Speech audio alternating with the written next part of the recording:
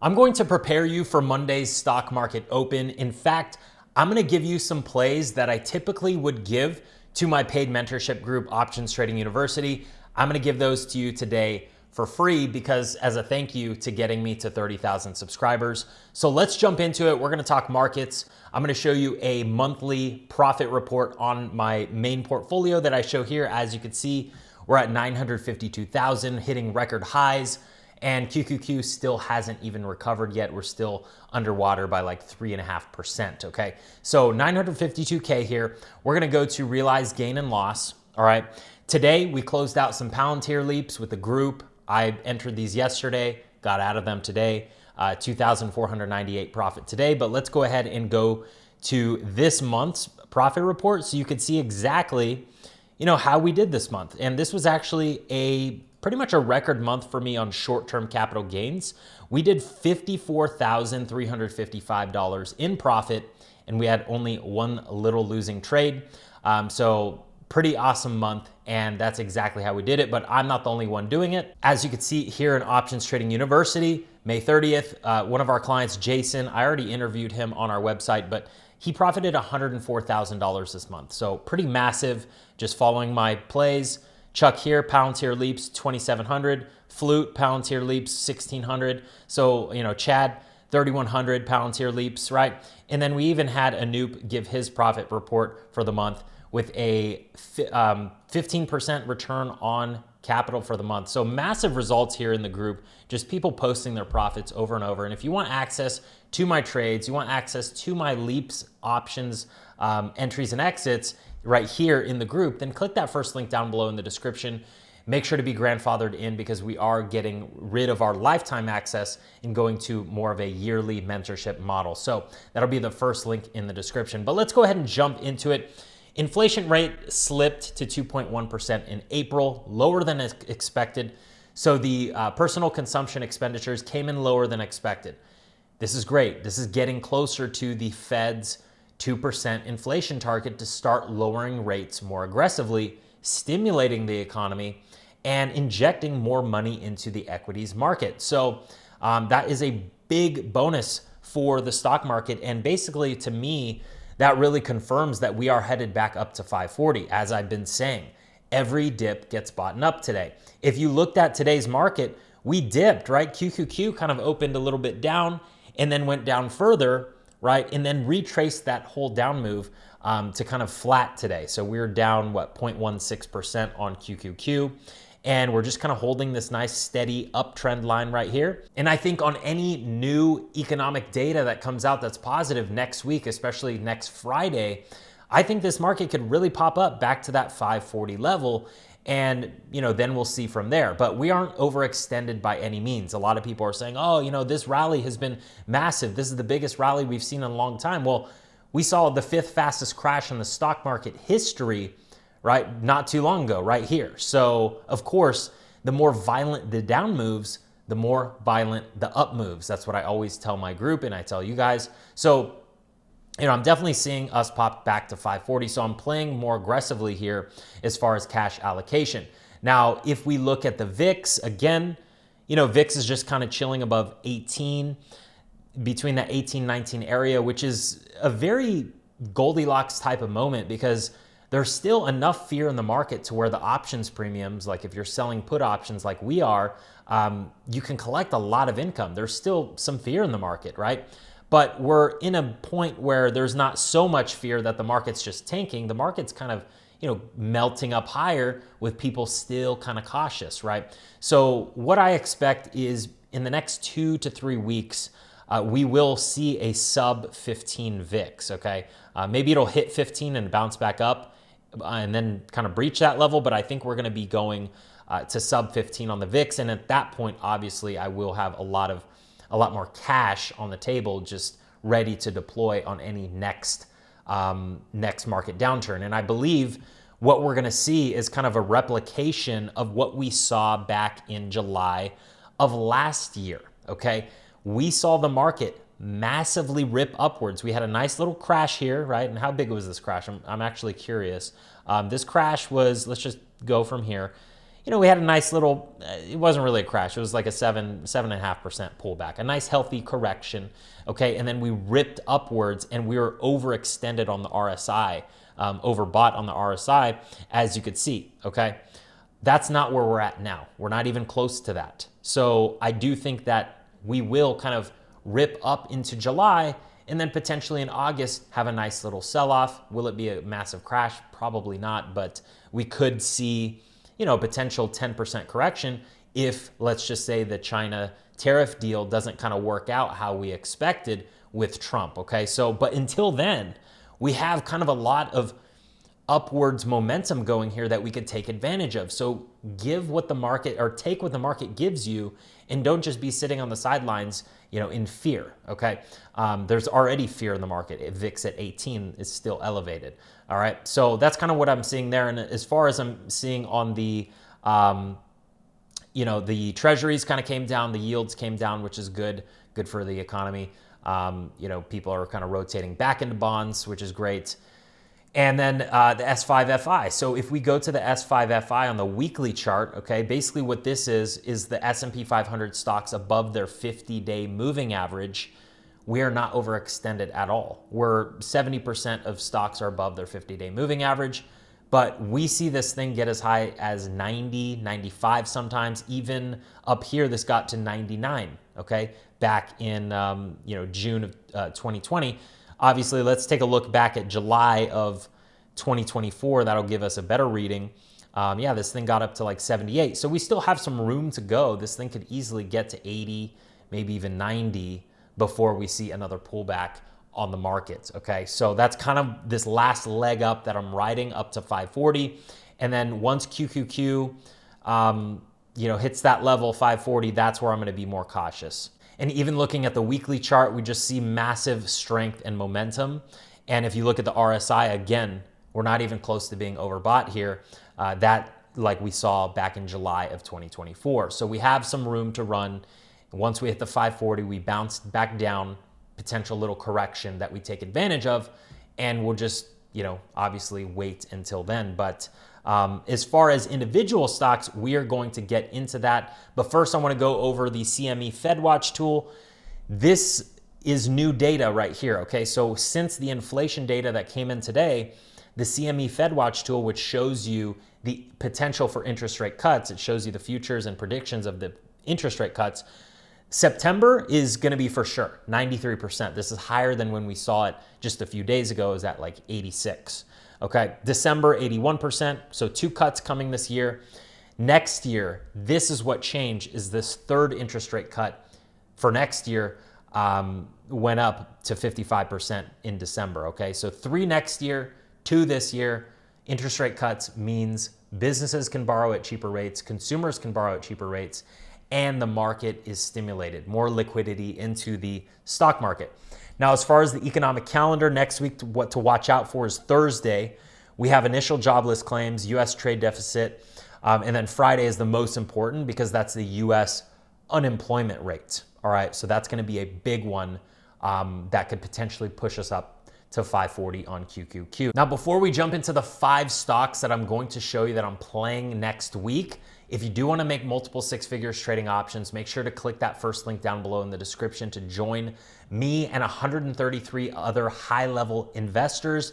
As you can see, I've interviewed many of my clients making multiple 6 figures, double-digit returns per month. Check out some of these interviews and book that call because I will be ending lifetime access and switching to yearly access. So if you want to get grandfathered into lifetime, that will be ending next month. And then also, if you do want my free trade ideas, go ahead and be subscribed to my Instagram and my free newsletter. Those are both down in the links below. I give away free trade ideas there. Now, let's go ahead and jump into it, okay? We're gonna go over the very first stock that I'm looking at for LEAPS opportunities. So these 2 stocks are gonna be LEAPS opportunities, and then the next 3 stocks that I'm gonna show you, the last 3 stocks, will be more cash secured put opportunities, okay? Now, my favorite stock to trade LEAPS on is Palantir, all right? We just got out of LEAPS today at a nice 10% profit overnight, 24 hours, 10% return. I saw Palantir just kind of lining up into this nice bull flag. This is like a classic technical pattern. I'm not really a technical analyst. I don't really do any of these technicals, but this just looked too easy. It looked too easy. We purchased yesterday when Palantir was around 122, 123, got into some leaps, and boom, popped up today and we got out, okay? Now, what I'm expecting here is I'm actually expecting a little bit of rejection off of this 133 level, potentially like a double top situation, okay? So if that happens, all right, we bounce off this 133, we could come back down to potentially 126, 127 before we breach that all-time high again. So this is gonna be the level where we actually get back in to these Palantir leaps and we ride it to new all-time highs. That's kind of what I'm looking for next week. And we'll do that. It'll be a quick trade. I get into the leaps because I like to give myself ample amount of room to be right. Like if I'm absolutely wrong, then I'm fine holding it like synthetic stock and it won't decay too much. So that's why we do those. So let's actually look at the options chain and dive into it. So on Palantir, I'll probably go to let's just go to January 2027 or even December 18, 2026, 567 days out. The reason why I go out so far, again, the theta decay. People don't understand this. They want to buy the cheaper call option, but their option is decaying like 4 or 5 times faster than what mine are decaying, right? Because they're not willing to pay the price. Now, if you pay more money, right, for these leaps options, your theta decay for a 70 delta, right, for the 125 strike, you're going to be decaying $3.69 per day, right? But if you go out to like the 60-day option, right, we're just going to go out 77 days, your 70 delta, your 115 strike is decaying $11 per day. So it's decaying almost 4 times faster and you don't have enough room to be right. Like if it goes against you, the stock tanks further, this thing's just going to decay and you're going to lose all your money. So that's why we do the leaps, right? We pay for the time and it actually saves us a lot of money. So yeah, I'd probably go to the 70 delta when we take a pullback, which would probably be the 115s again, okay? So that's gonna be my play there. Now, let's take a look at the next stock. This one is my favorite stock to play leaps on because it's a little bit less volatile than Palantir, and I don't know, it just feels safer and it just feels more clean. Like when this thing pops up, it's a nice clean exit. Where Palantir, like you got to get out real quick because who knows, like the rally could just fade off. So Hood is lining up for that bull flag pattern again right here. And I'm kind of bummed I didn't get in today. I was actually at an appointment. I was out and about, and I just totally wasn't paying attention to the markets when this thing kind of came back down to the 63 area. But if on Monday or Tuesday, this thing gets to between 63 and 64, okay, I'm getting back into the leaps and I'm going to ride this to new all-time highs, okay? This will be the QQQ to 540 play. So this one may take 2 to 6 weeks, might take a little bit longer, might not be a 24-hour trade, but this one is gonna be really good. And this one is one that I shared with my group. And obviously if you want the exact entries when I get in, I don't make a YouTube video that specific second, but I do in that specific second that I enter the trade, I put it into Options Trading University so my clients could get in. And I would love for you to be able to participate like on that type of personalized basis. But again, like if you see it get down here, safe entry, and then you ride it up to 68, potentially even $70. This thing could definitely pop up to this level. So that's kind of what we're going to do there. Quick 10 to 20% profit. And you just take your profits, you rinse and you repeat, and it's fun. But that's only with 10% or less of the portfolio. With 90% of the portfolio, we want for sure income. We want guaranteed income because that's exactly how I'm doing $50,000 months now. It's because most of it is from cash secured puts, right? More than 75% of it. And then the rest are from these fun leaps plays. So let's get into the first stock that is going to be a great cash secured put play with a lot of premium and a potential to have a nice steady run up. So SoFi is looking really good here. It's kind of consolidated between this $12.50 range and $14, let's just say $14.50. So $12.50 to $14.50, just kind of trading sideways, waiting for interest rates to come down. And SoFi is a great company. It's an online banking company. They do a lot of student loan refinancing. That's typically one of their biggest avenues, but a lot of mortgages, credit lines, that kind of stuff. They have a whole online platform, and they do have a stadium, SoFi Stadium, I believe here in California. So really cool company, great PE ratio, 31, nice chart. This is, fits all the criteria, and the premiums are very, very rich. So let's go ahead and dive into SoFi. I'll show you my current position. We currently have the 13 puts, right? And then some 14 covered calls, and then we have 600 shares. So I feel safe at that level. Anywhere between 1250 and 14 is great.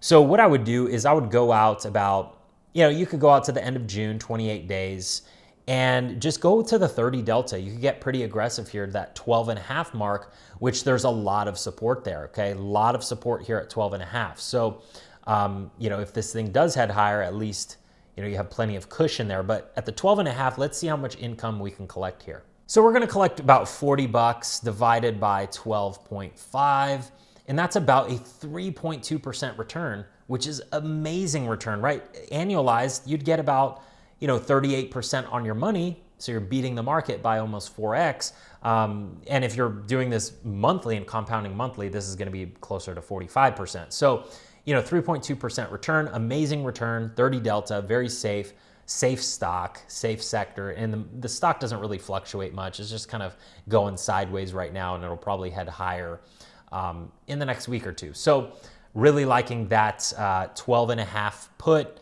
cash secured put. So you'd have to have $1,250 to cover to buy 100 shares if you do get assigned. So it's a great stock because it's a lower price stock, easier to trade for smaller accounts or large accounts. All right, so that's going to be my play there.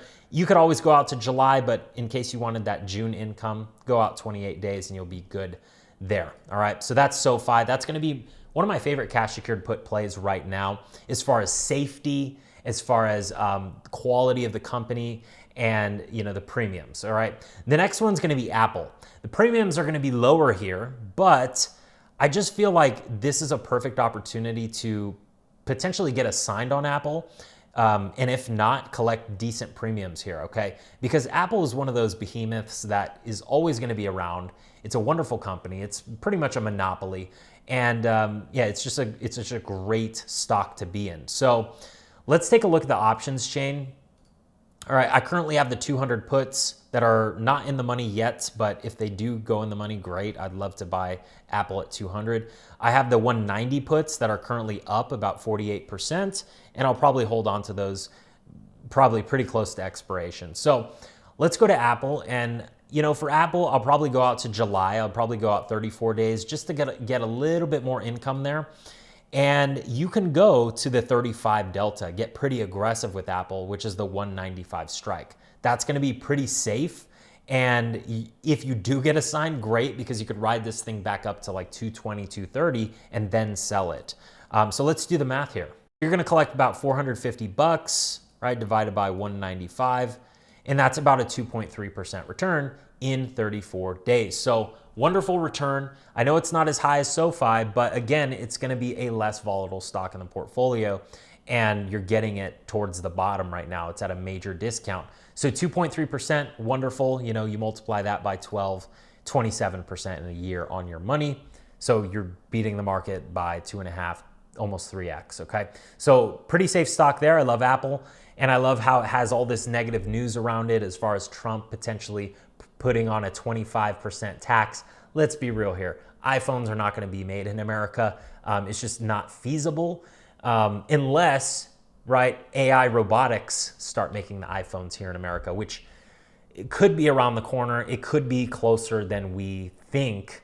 I know probably expectations around that is maybe 5 years out, but who knows? AI is growing rapidly, advancing rapidly, and we could see something from Apple that we've never seen before. They have the cash, they are a behemoth, and I wouldn't discount this stock. I wouldn't count it out of the portfolio. So I'm loving Apple here, loving how all this negative news is around it because there's actually more premiums in the cash secured put options. Now, mind you, a cash secured put 195, you're gonna have 19,500 bucks as collateral to put up for the stock if you have to, get assigned and buy 100 shares.